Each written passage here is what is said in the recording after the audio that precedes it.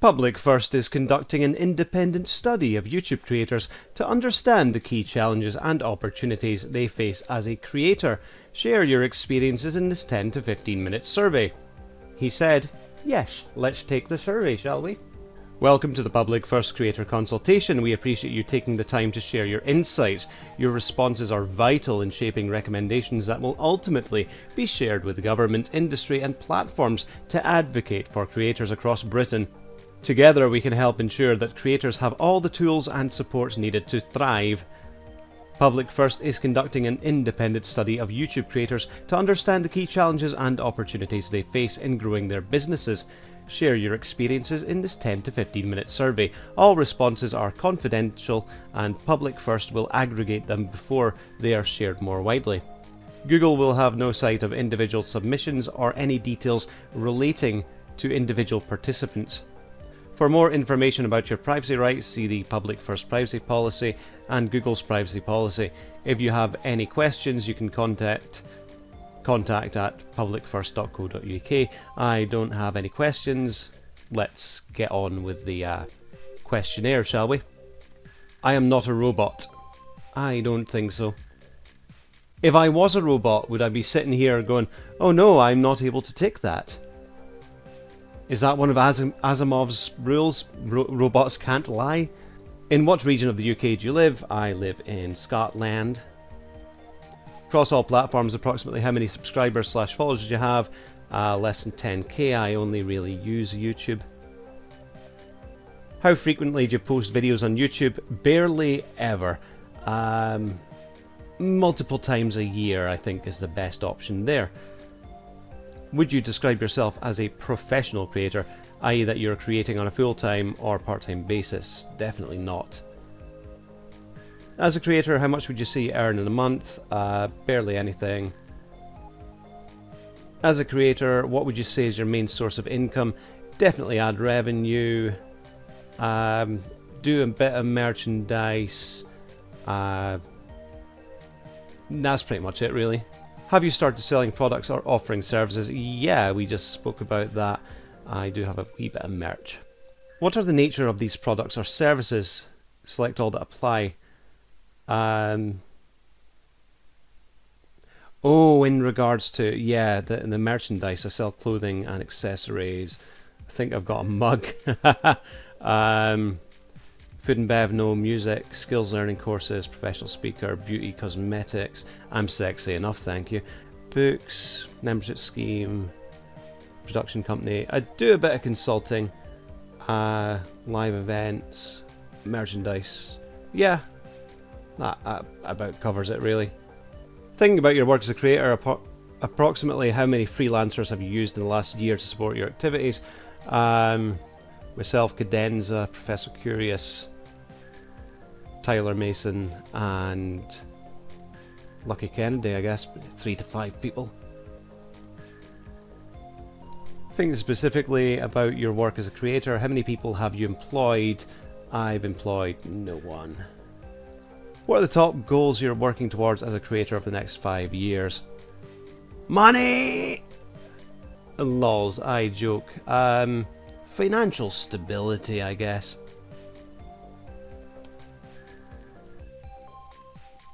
I mean, that's basically money, isn't it? Challenges you face when running your YouTube channel on a daily basis. Select all that apply. Negotiating with brands, lack of recognition for creator profession, having a consistent upload schedule, difficulty reaching international audiences, hiring staff, finance grants for content development. Oh, that would be nice, but it's not really the sort of thing that I'm into. Technical skills, yeah, definitely.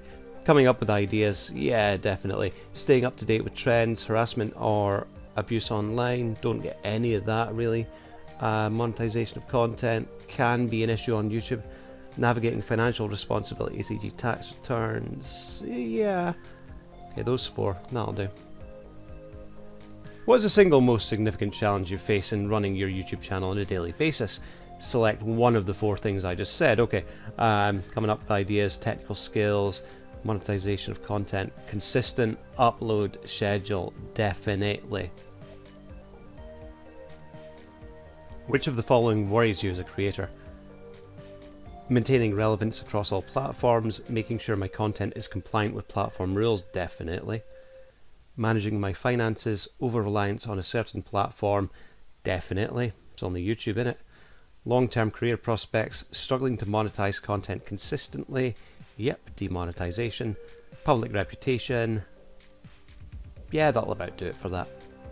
Which of the following do you think UK creators receive adequate support with? Select all that apply. Finding locations, acquiring film, whatever that word is, permits. Yeah, there's a lot of independent film stuff popping up on YouTube these days, speaking as a Star Trek fan film watcher. Access to recording spaces and studios, yeah, same. Training and skills for creators and or employees. Sorry, I can barely even speak at the moment. Must be that tooth that decided to go AWOL on me. Yeah, training skills, that's something that there are a lot of schools, courses, the Open University, e.g. stuff like that. Protection from scams and malicious actors. I'd have to say a no on that one. Representation when talking to government, definitely no. And mentorship and networking opportunities, yes.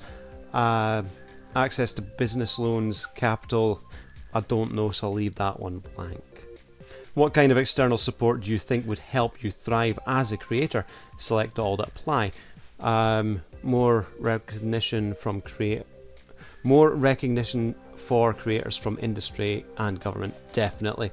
Talent acquisition, I don't know, I'm not really making a film, so I'm not looking for that at the time being. Access to studio spaces or other filming locations, same.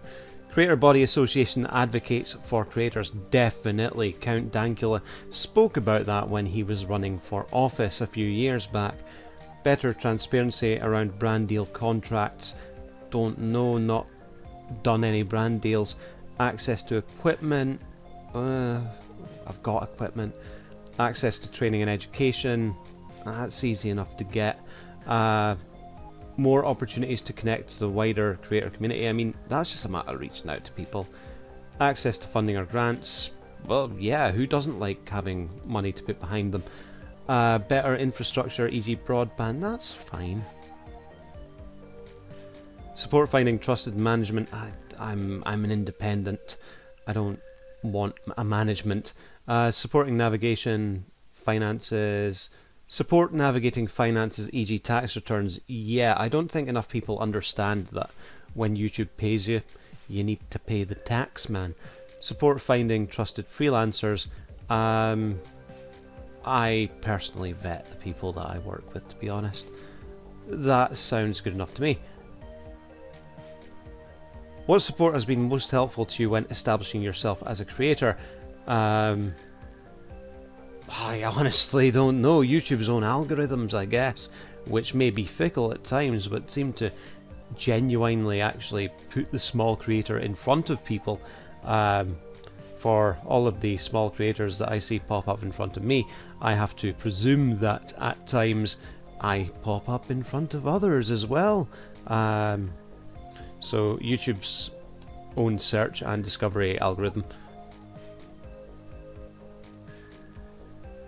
Is there anything you wish you'd learnt at school? Yes, everything, or college that would have helped your career as a creator. In all honesty, when I was at school/college, none of this YouTube stuff, the internet as it is today, even existed. We're talking about bulletin boards and stuff like that, so I guess I'm just going to have to say not applicable.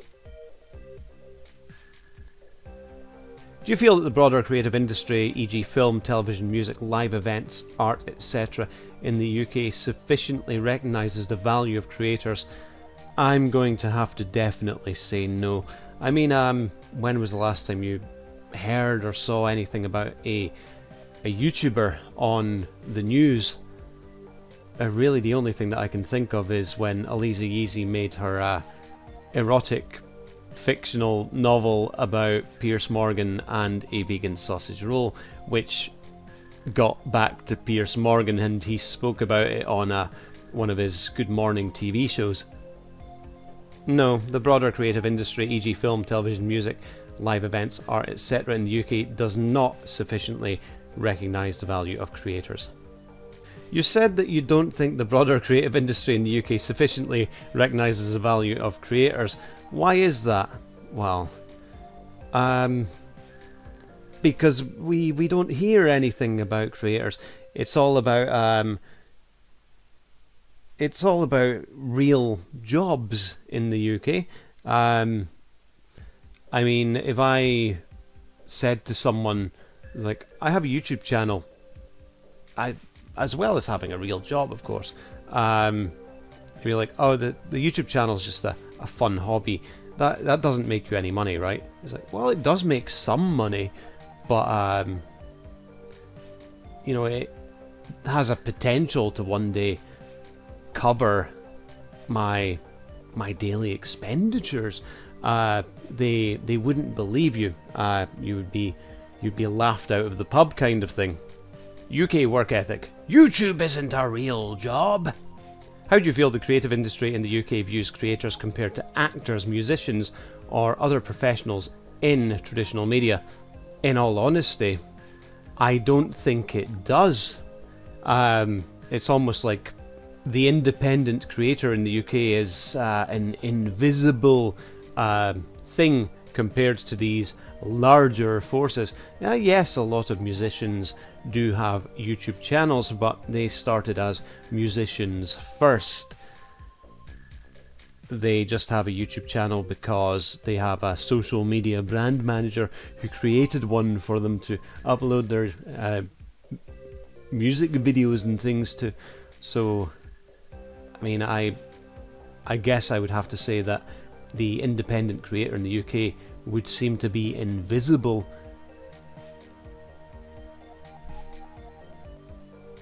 What changes, if any, could make you feel more integrated into or supported by the broader creative industry in the UK? My laptop's fans have just whirred into life. Ensuring creators are eligible for existing funding opportunities for creatives, e.g. BFI short film funding. Well, yeah, I mean, Star Trek fanfiction quite often calls for crowdfunding, whereas something like that could benefit from short film funding.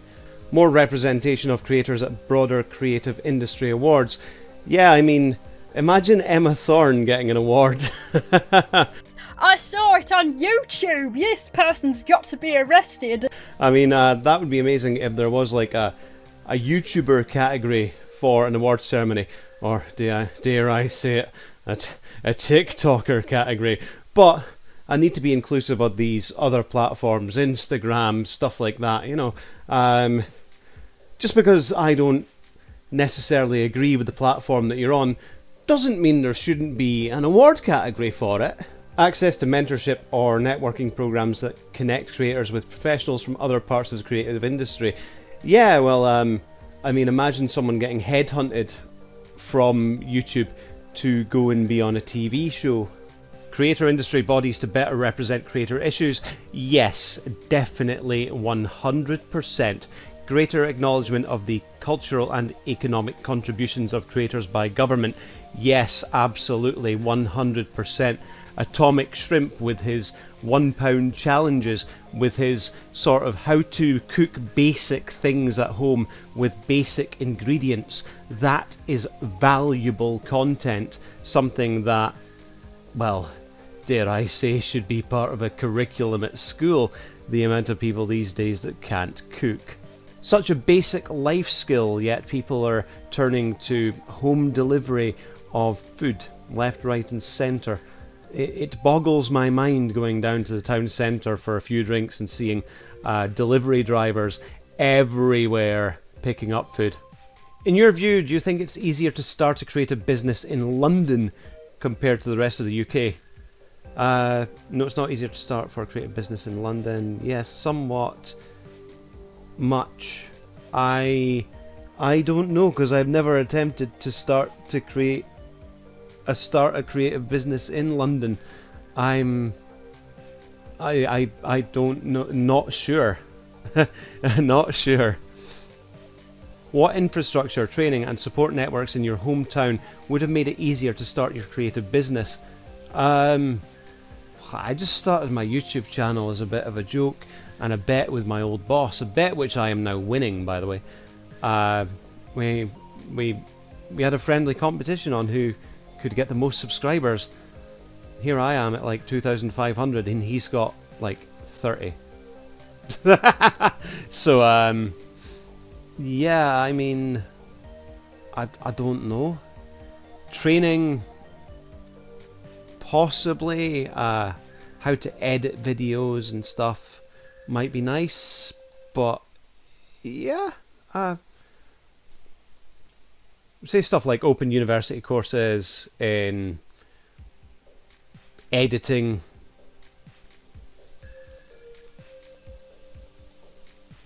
Do you feel that UK creators like yourself have a voice in shaping government policies and regulations that impact your work? No. No, because, you know, people are getting arrested these days because of something that they posted on Twitter. Didn't the chief of the Metropolitan Police recently get, like, sacked because of a post that he made on Twitter? I don't think that government policies protect people who post things online at all, and that's definitely something that needs to be changed. In America, you'd be protected by freedom of speech. Elon Musk can go on to Twitter, I should start calling it X because it's called X now. He can go on to X and say whatever the hell he damn well likes, even if it's you know, something inflammatory, and it's absolutely fine. The US government can't do anything about it because it's his free speech. Whereas here, if you say fart in a tweet on X, you're going to have to be arrested and thrown in jail or something. If there was one thing you could ask from the UK government to help overcome your current challenges, what would it be? This could be something specific to your situation or a broader change that would benefit all creators. Well, back to what I was just saying, freedom of speech online. Online speech will not affect your job, and online speech will not affect your legal status.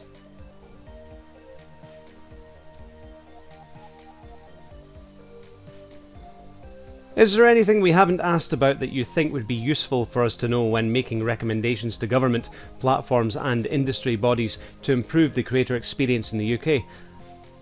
I honestly don't know. I think we've covered everything there. I've said what I wanted to say about the freedom of speech. Maybe the idea of an online, like Count Dankula said when he was running for office, an online Bill of Rights for creators, a list of protections that people would have.